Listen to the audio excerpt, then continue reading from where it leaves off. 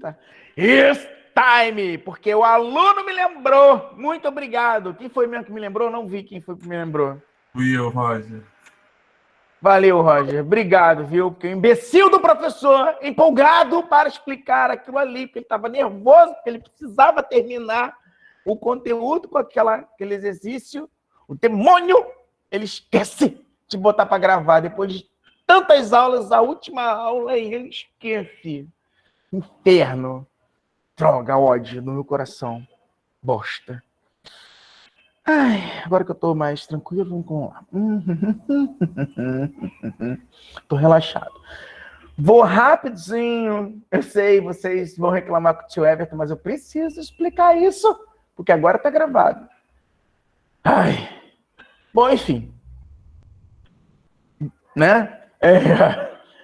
Aqui nós temos uma viga, onde tem uma carga distribuída. Nesse anterior, nós estudamos sobre carga concentrada. Agora nós estamos vendo carga com a carga distribuída, ou seja, o cálculo dos diagramas de esforço cortante momento fletor com carga distribuída.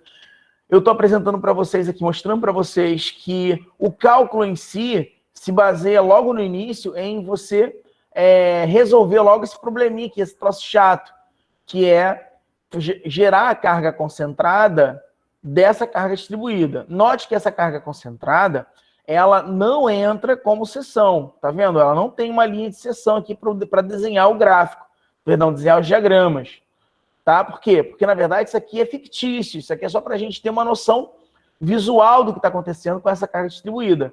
Porque, na verdade mesmo, de verdade, esse 20 kN, ele está espalhado ao longo de toda essa seção aqui da barra, toda essa parte da barra. O cara fez o quê? Ele fez o cálculo das forças na direção X, achou H igual a 0. Na direção Y, achou essa relação matemática entre VA e VB. Depois fez o cálculo de momento. Nós vimos aqui que o momento ele está calculando a rotação no sentido horário quando negativo e anti-horário positivo. Aceitando isso como verdade, você faz todo o cálculo, multiplicando com as suas devidas distâncias, tá? E ao final você encontra VB. Encontrando VB, substitui na equação anterior e acha o VA. Agora ele vou botar o doido aqui para rodar, tá? O sentido anti-horário seria positivo. Podia ser o contrário? Sim, poderia ser o contrário. Eu apenas fiz dessa forma. Então vamos lá. VA em relação ao apoio A, né, a reação de apoio VA, vertical VA, ela não produz momento em relação ao ponto A. Portanto, VA vezes 0. Já a resultante de 20 kN, ela está colocada exatamente no meio aqui desse vão. Essa resultante está no centro da distribuição, exatamente no meio. Então, eu terei aqui menos 20 vezes 2. Aqui também, essa carga de 10 kN, ela produz momento no sentido horário. Eu coloquei aqui menos 10 vezes 4. Eu tenho aqui o carregamento VB, que eu arbitrei como no sentido positivo, portanto, em relação a produz momento no sentido anti-horário. Então, eu tenho mais VB vezes 6, e tenho aqui, por último, essa cargazinha de 8 kN, que produz momento em relação a no sentido horário, né? Menos 8 vezes 7. Fazendo essas continhas, eu tiro que o VB é igual a 22,67 kN, até já transportei aqui para a gente adiantar um pouquinho as coisas. Vou para a primeira equação, né? Somatória das forças em Y, VA mais VB igual a 38, substituo VB e acho VA igual a 15,33 kN. 15,33 kN. Então aqui, minha gente, eu já calculei as reações de apoio. Vamos agora para o cálculo do cortante.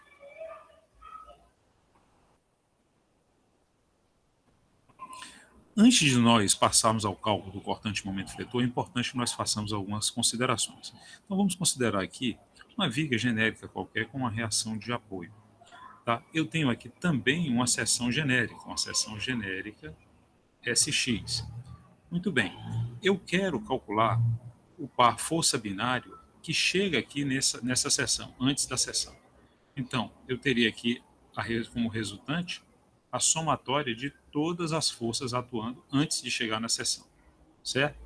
Só que essa força aqui também, ou essas forças, esse conjunto de forças, elas também vão produzir um momento nessa seção. No caso aqui, eu só tenho uma força, ela vai produzir um momento nessa direção.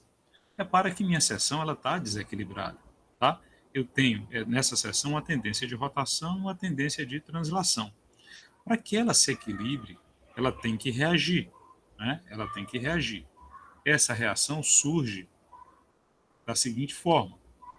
Ela vai reagir com um esforço contrário, tá?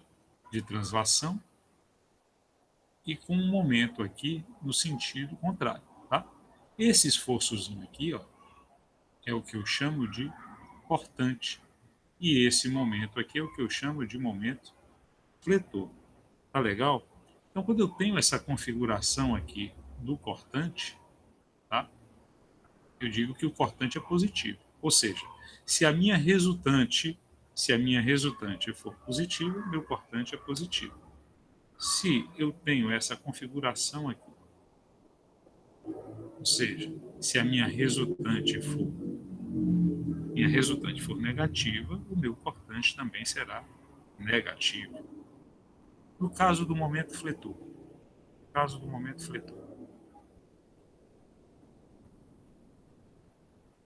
se eu tenho um momento fletor nessa direção,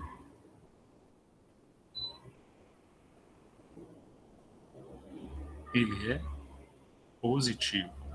Se o momento fletor, ao contrário, é nessa direção, ele é negativo. Por quê? Porque, nesse caso, o que, que eu tenho? Eu tenho uma tração nas fibras inferiores e uma compressão nas fibras superiores. Nesse caso, eu tenho justamente, no segundo caso aqui, eu tenho justamente o contrário. Uma tração nas fibras superiores e uma compressão nas inferiores. Tá legal? Então, cortante positivo essa primeira configuração. O que ele está explicando para vocês, né, que a gente já viu em algumas aulas passadas, da forma um pouco mais rápido, é que como funciona essa questão dos sinais.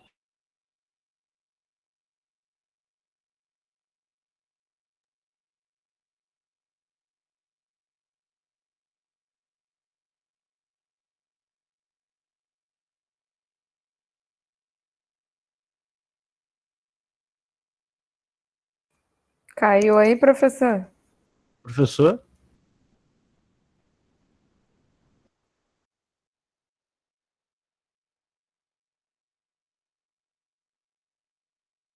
Eu acho que faltou luz. O microfone dele tá ligado.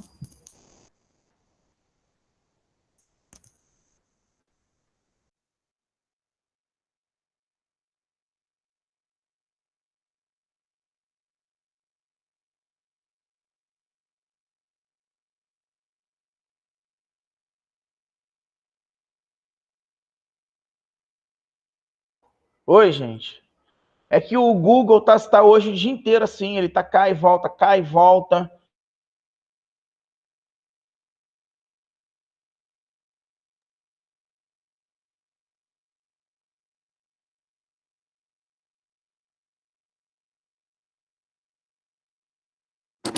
Acho que caiu de novo.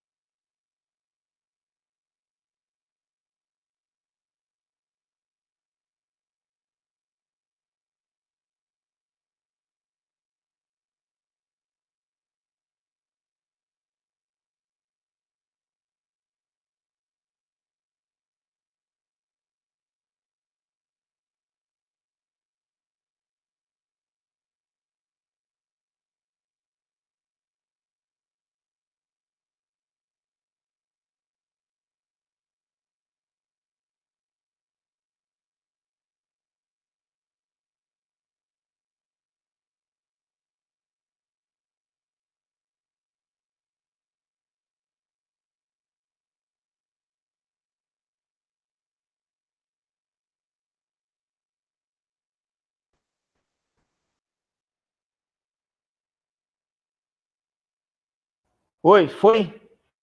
Foi. Isso aí. Foi. Tá caindo o tempo todo, cara. Peraí, deixa eu voltar aqui para a explicação. Vocês chegaram a ver essa explicação aqui que ele estava fazendo ou não? Ou já estava. Já tinha caído? Caiu na parte que o senhor começou a explicar em cima da explicação dele. Tá, show. Então vamos lá. Já tá gravando, tá, vocês estão acompanhando, tá, tudo bem. Então vamos lá. Então o que acontece? Por que ele está explicando os sinais? Ele está explicando os sinais de acordo com o que acontece, por exemplo, com a cortante. Ah, eu tenho algo que gera uma cortante. Professor, Oi, caiu de novo, vai, meu a Deus. sua tela não está compartilhada. Ai, botas voadoras, cara. Hoje, é só porque é a última aula, né? Só de sacanagem, bom. Peraí, tá gravando essa bosta, tá? Professor, viu? Essa bosta. Tô tomando a aula de vocês de bosta. Ah, meu pai. E agora, tá, gente? Fala comigo. Agora foi. Meu Deus do céu. Vontade de dar um tiro. Continuando. Ai, que delícia. Tô até suando, é bom que emagrece. Continuando. Eu acho que isso é nervosismo, professor. O pessoal beijar a gente, aí já tá ansiedade já. Eu acho que é, cara. É a ansiedade da última aula, tô até tremendo. Eu falei, meu Deus. Ai, meu Deus, ai, meu Deus. Agora é só corrigir prova e férias. Eu acho que é férias, né? Bom, a gente sempre, no final, professor vive de 6 meses. A gente só faz prestação na Casa Bahia de 6 meses. Que a gente nunca sabe daqui a 6 meses você vai estar empregado. Mas acreditando que vou estar empregado, vou entrar de férias. Vamos lá, continuando. Então aqui, ó, mostrando a cortante para vocês. Eu tenho a cortante aqui. A cortante, ele está dizendo o seguinte. Ah, tá. Se for do lado esquerdo. Se for do lado esquerdo, tá? Já vai acontecendo esse movimento aqui, ó, de para cima e para baixo, nessa ordem, você tem uma cortante que a gente considera positiva, olhando pelo lado esquerdo ou olhando pelo lado direito. Agora, se o contrário acontecer, tá? Se for para baixo, para cima, né, o inverso, óbvio, né? Você tem uma cortante com sinal negativo. Aí o desenho, o que isso vai dizer? É aonde você vai começar o desenho ou terminar o desenho. Para onde você vai nessa brincadeira aqui do desenho, tá? A mesma coisa acontece com o momento fletor. O momento fletor, ele diz as fibras, né? Para onde está tracionando e aonde está comprimindo. Traciona aqui, comprime aqui, positivo. Está fazendo o inverso? Negativo, tá? E aí, com isso, você sabe se você vai fazer o desenho para baixo, positivo, ou para cima, negativo, na construção do seu momento fletor. Tá? Então, vamos lá, vamos dar continuidade. Cortante negativa, essa segunda configuração. Momento fletor negativo, positivo, é o que traciona as fibras inferiores. O negativo traciona as fibras superiores. Feitas essas considerações, nós vamos agora para o cálculo do cortante. Bom, meus amigos, agora vamos para o cálculo dos cortantes. Antes de nós procedermos ao cálculo dos cortantes, é fundamental que nós selecionemos as seções que a gente vai analisar. Tá? Então, normalmente eu faço isso como? Eu verifico o início, marco as seções no início e no fim de carga distribuída, onde tiver carga concentrada, tá? E onde tiver carga concentrada, eu tenho que verificar o comportamento do cortante à esquerda e à direita. Tá? Nesse caso aqui eu terei 4 seções, porque aqui eu tenho uma carga concentrada, mas é o início de uma carga distribuída, seção S1. Vou verificar o que acontece imediatamente à direita, uma distância infinitesimal. Chego aqui na carga de 10 kN, carga concentrada, mas também é o fim da carga distribuída. Marco a seção S2, vou analisar o que acontece à esquerda e o que acontece imediatamente à direita.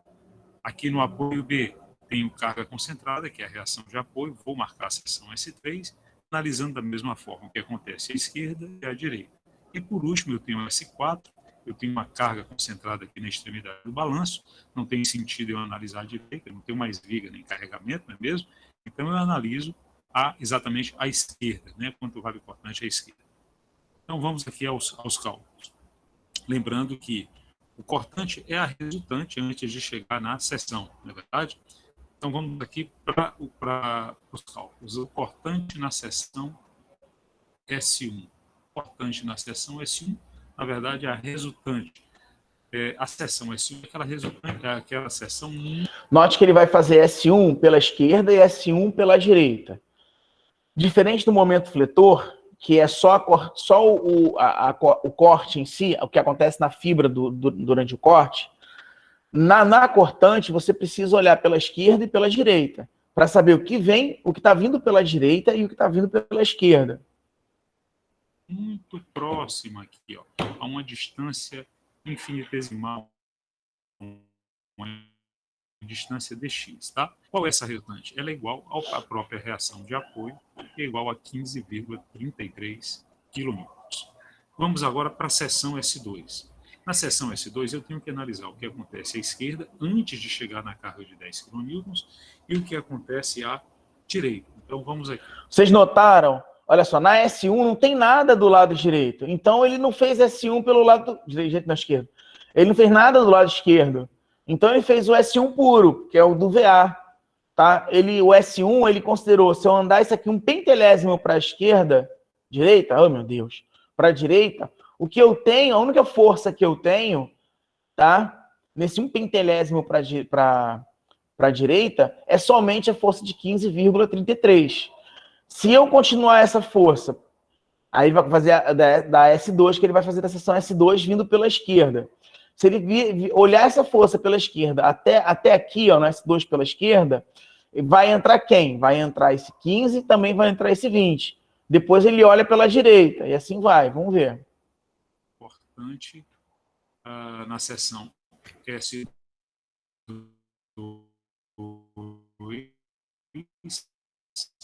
antes da carga de 2 newtons.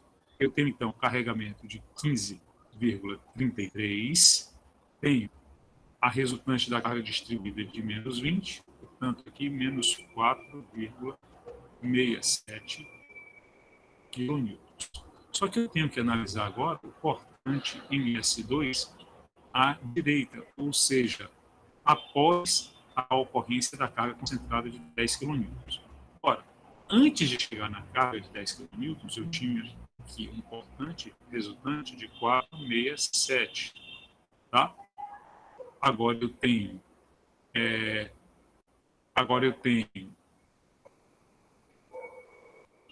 um carregamento aqui no sentido negativo de 10.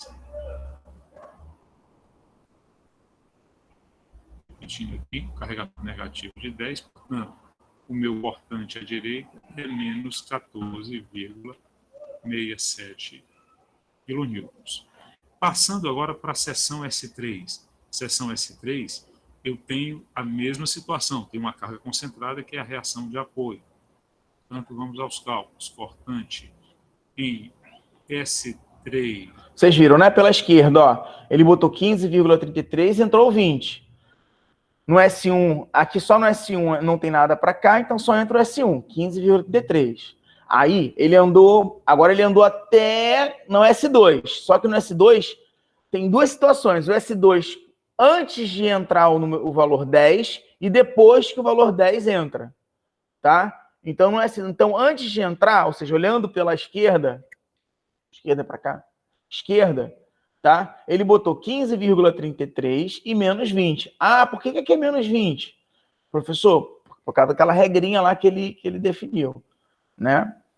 Aí ele fez esse cálculo aqui, ó, para cima positivo, para baixo negativo, né? Fez o cálculozinho, botou aqui, respeitando o sinal negativo. Isso aqui é importantíssimo, esse sinal.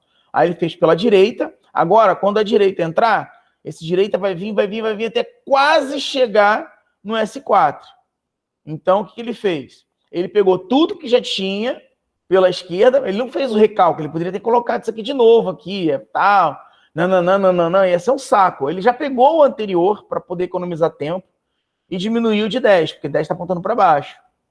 E aí deu isso aqui, tá? Agora ele vai para o S3. Cadê o S3? Ah, o S3 está aqui. Eu pulei logo para o S4, né?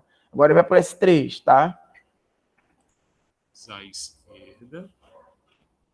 Bom, muito bem, olha, repara que entre S2 e S3 eu não tenho nenhum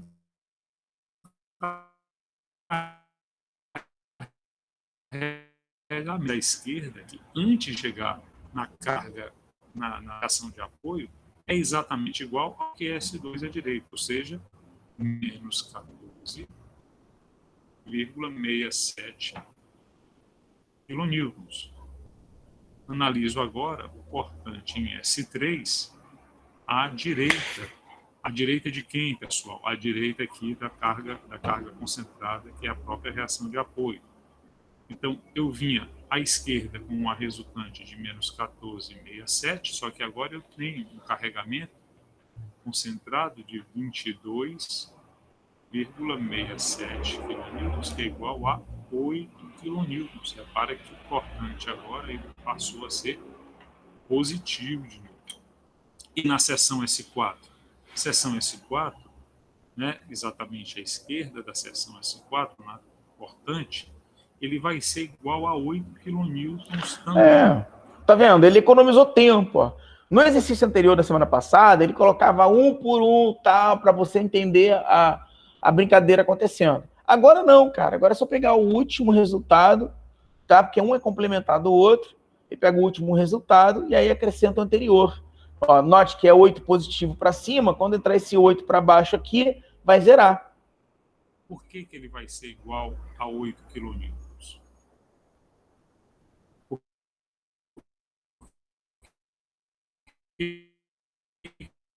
Ele vai ser igual para incremento, será da minha resultante direita. A direita é de S2 e S3 é de 8 kN, como eu não tenho nenhum outro tipo de carregamento, ele vem para 8 kN e baixa aqui, fechando o diagrama, certo?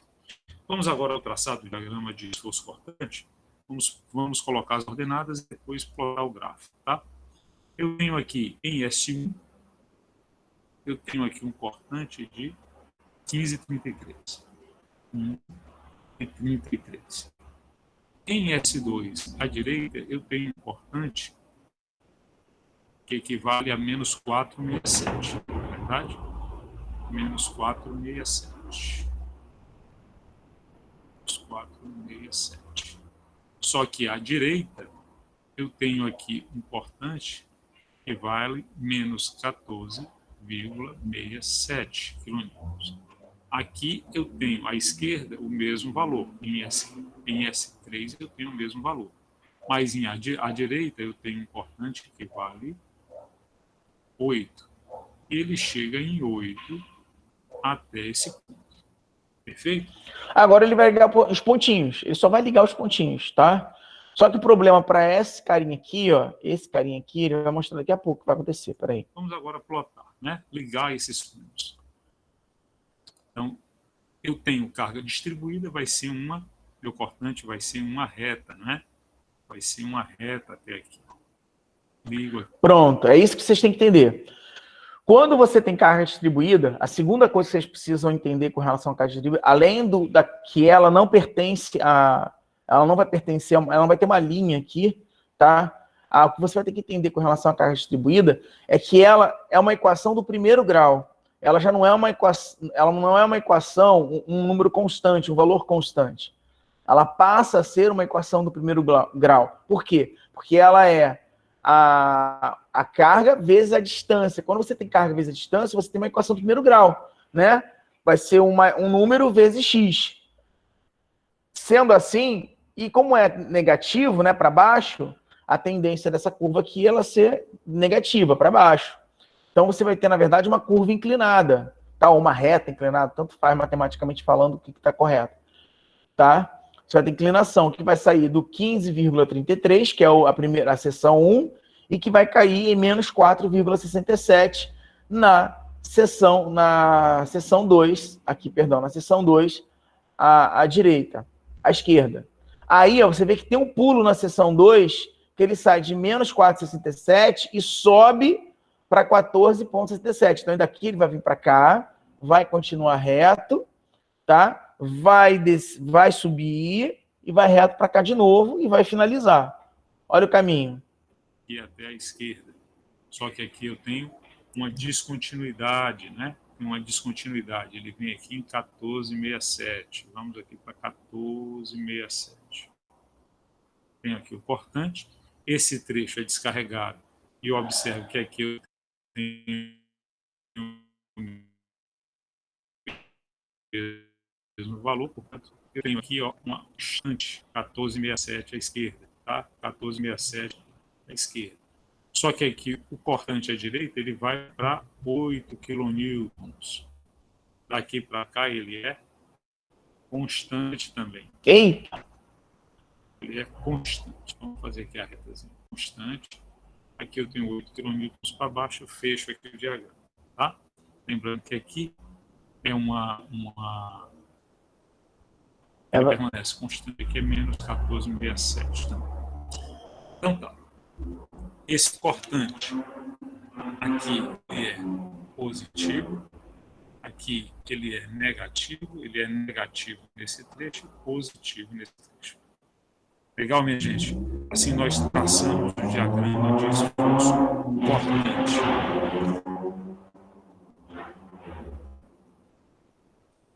Muito bem, vamos proceder agora ao cálculo do momento fletor em cada uma das seções. Como eu não tenho carga-momento aplicada ao longo da extensão da viga, eu não preciso verificar momentos à esquerda e à direita, basta verificar o momento atuante em cada uma das seções. Então vamos a cada uma delas aqui. Momento fletor. Momento fletor na seção 1. Momento fletor na seção 1. Eu tenho apenas a carga concentrada, né, a reação de apoio VA, aplicada sobre esse apoio. Portanto, esse momento aqui é nulo, né, momento zero. Momento na seção S2. Eu tenho 15,33, estou aqui, fixei aqui a seção S2, tenho que calcular o momento resultante. O momento resultante vai ser igual ao próprio momento fletor. Tem um momento de 15,33 tracionando as fibras inferiores. Então, tenho 15,33 vezes 4. Aí aqui eu tenho uma força de 20, olha, que está fazendo esse movimento. Ele isoladamente está fazendo esse movimento, ou seja, tracionando as fibras, produzindo essa deformação, deformando as fibras superiores, tracionando as fibras superiores. Então, eu tenho menos 20 vezes 2, que é justamente essa distância dessa resultante até a seção S2, e só tenho essas duas forças. Portanto, aqui eu tenho um momento positivo de 21,32 quilonewtons vezes metro. Tá? Vamos para a seção S3. Momento fletor na seção S3. Vale quanto? Eu tenho 15,33, só que o braço de alavanca agora aumentou, não é? Agora são 6 metros até S3. Menos 20 vezes 4. Mais, eu tenho agora força de 10 que entra no cálculo. Menos 10 vezes 2. Isso aqui vai ser igual a menos 8 quilonewtons metro. Tá? Observem que aqui eu já posso fazer um batimento. Se eu entrar pela direita, eu tenho uma força de 8 quilonewtons, acionando as fibras superiores pela direita. Não é isso? 8 vezes 1 dá menos 8. Exatamente aqui esse trecho. Portanto, eu já sei que esse valor está correto. Tá? Mas vamos lá, vamos fazer da esquerda para a direita. Momento fletor em S4, da esquerda para a direita eu tenho 15,33 agora vezes 7, menos 20 vezes 5, menos 10 vezes 3, esse 10 ele está tracionando as fibras superiores, e tenho essa força de 22, que em relação a S4 traciona as fibras inferiores. Então, positivo mais 22,67 vezes o braço de alavanca, que é 1. Isso aqui vai ser igual a momento fletor na seção S4, ele vale 0, que é o mesmo momento que eu encontraria entrando pela direita. Pela direita aqui eu não tenho carga-momento aplicada, só tenho a carga concentrada. A distância é infinitesimal até a seção analisada, portanto é nulo o momento fletor nessa seção. Certo? Uma vez que nós encontramos as ordenadas, nós vamos marcá-las. Então, o momento fletor na seção S1 é 0. Na seção S2 é 21 e 32. Vamos marcar por aqui assim. 21 e 32. 21 e 32. Momento fletor na seção S3 é menos 8. Tá? Vamos marcar aqui, então. Menos 8. E o momento fletor na seção S4 é 0. O que é que eu sei, gente? Que entre a seção S1 e S2 eu tenho uma carga uniformemente distribuída. Portanto, trata-se aqui de uma função do segundo grau que descreve essa curva. Tá? Então, eu vou traçar o diagrama do lado em que as fibras são tracionadas, tá? Então, vamos lá. Vamos tentar fazer aqui uma parábola, né? Não ficou uma parábola assim muito bonita, não. Mas, enfim, aqui é uma parábola do segundo grau, né? Aqui é uma parábola do segundo. Então tá. Carga distribuída para cortante, equação de primeiro grau. Ou é uma reta decrescente ou uma reta crescente. Carga distribuída para momento fletor é uma equação de segundo grau. Você consegue até calcular o valor do ponto mais alto aqui, porque existe uma equação, tá? Uma formulazinha de momento fletor, tá? Que é QL sobre 8. Que aí você consegue, Q é a carga que foi aplicada, né? Nesse caso 5, L é a distância dividido por 8. E aí você sabe qual é o valor do ponto mais alto aqui. E esse valor do ponto mais alto é exatamente onde ocorre, é a posição onde vai ficar essa interseção aqui, tá? Da cortante.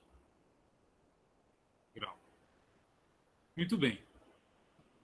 O trecho descarregado entre S2... Só que ele não vai explicar isso, nem eu, porque é uma aula de 2 tempos. Se fosse aula de 3 ou 4 tempos, óbvio que vocês seriam obrigados a saber isso. Saber calcular essa distânciazinha aqui, essa distância, que é só triângulo, né? Cálculo de semelhança de triângulos, tá? Todas essas posições vocês iriam calcular. Só que, infelizmente, a gente não tem. Então, vocês vão entender a ideia geral. S3 é descrito por uma função linear, portanto, uma reta. No momento fletor, tá? Diferente da cortante, você tem, quando é carga distribuída, você tem uma parábola, equação de segundo grau, e quando você tem carga concentrada, você passa a ter uma equação do primeiro grau. Tá? Na verdade, a integral da cortante é o momento fletor. Quando você integra a cortante, integra o valor da cortante, você obtém o momento fletor. Por isso que aqui é primeiro grau e aqui é segundo grau. Por isso que aqui é uma constante e esse aqui é uma equação do primeiro grau. Porque um é integral do outro. Tá? Obviamente, né, a gente não teve tempo hábil para isso por causa do tempo. Mas vocês já sabem. O trecho entre S3 e S4 também é descrito por uma reta. Aqui eu tenho o momento fletor positivo, porque aqui é o lado que está sendo tracionado. Aqui também é positivo, mas a partir desse ponto o momento se inverte, ele passa. Vocês viram porque é considerado negativo? Porque ele faz essa barriguinha, ó. Quando ele aperta aqui, ele faz a barriguinha, tá? E aí, por ele estar tracionando, aí é positivo. Aqui em cima já começa a ter uma ação negativa. Negativo. Compressão. Perfeito? Então, esse aqui é o gráfico, né, o DMF, o gráfico de momento fletor, o diagrama de momento fletor, e aqui o diagrama de esforço cortante. Muito bem, realizados esses cálculos, eu vou, a seguir, mostrar esses diagramas traçados em escala. Até a próxima. Nossa, até a próxima. Tipo, frio, né? Deixa eu rodar aqui. Pronto, aqui está em escala. Porque existem programinhas, né, que você joga no programa e o programa já desenha isso aqui para você. Puf, tá na hora. Então isso facilita bastante a vida. Aí está mostrando já plotado através do programinha que ele usou. Deixa eu ver, tinha mais alguma coisa? Não. Tipo, ele só deixou... Ah, esses aqui são os cálculos plotados. Isso está na apostila que eu mandei para vocês, tá? Esse cálculo, isso aqui, esse passo a passo, está tudo naquela apostila.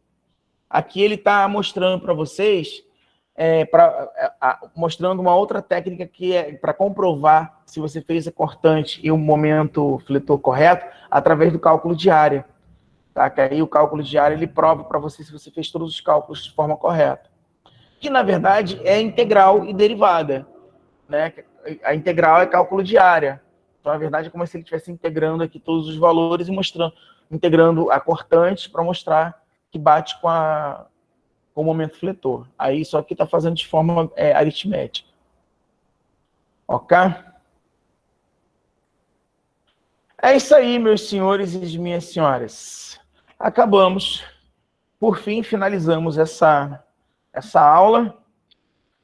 Nos veremos nas próximas semanas, mas só para mandar material para o tio Everton. Mandem material para o tio Everton, por favor. Mandem a prova, na verdade, né? Não precisa necessariamente semana que vem, na segunda-feira, estar presente, tá? Não faz sentido, porque é só entrega de prova, gente. Não tem aula, tá? O tio Everton não vai dar aula. Se for para fazer uma pergunta, você pode fazer pelo celular. Óbvio que eu sou obrigado a deixar o sistema aberto e ficar aqui na frente, esperando a boa vontade de alguém aparecer. Mas, por mim, tanto faz quanto tanto fez. Tá? O máximo que eu vou fazer nesse momento meio sem nada para fazer, na verdade, eu vou usá-lo para poder ir corrigindo as provas, né, nesse horário também. Então, isso já mato duas coisas numa cajadada só. Tá? Então é isso. Deixa eu tirar aqui da apresentação, porque geralmente eu esqueço. Para aqueles que eu vou ver daqui a pouquinho novamente, um beijo e um queijo. Para